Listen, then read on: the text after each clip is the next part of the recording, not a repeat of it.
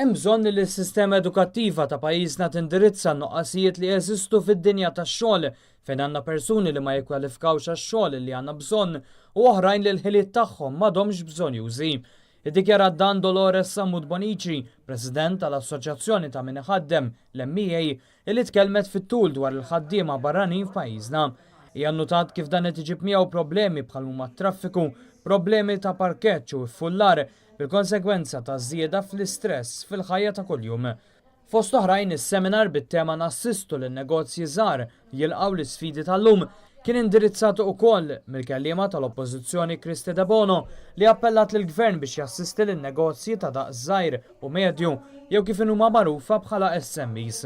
Dan hekk kif dawn in-negozji li jlaħqu l-40,000 u jimpjegaw mal-220,000 persuna f'pajjiżna għadhom jaffaċċjaw burokrazija fis-servizzi offruti mill-Gvern waqt li settur pubbliku dejjem akbar bżieda fl-impjiegi mal-Gvern kompla jnaqqas it-talent disponibbli għall-privat.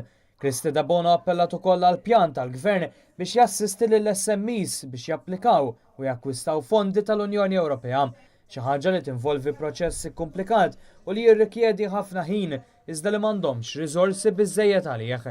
Tkellmet ukoll dwar kif in-negozji żgħar u medji qed isofru minn daqqa ta' ħarta li ħa pajjiżna fir-reputazzjoni tiegħu. Hawn appellat lill-Gvern biex jirrestawra mill-ġdid ir-reputazzjoni tagħna waqt li wedet li l-Oppożizzjoni se tkun qrib l-SMEs biex tisma' l-isfidi u tagħti każ tal-bżonnijiet tagħhom.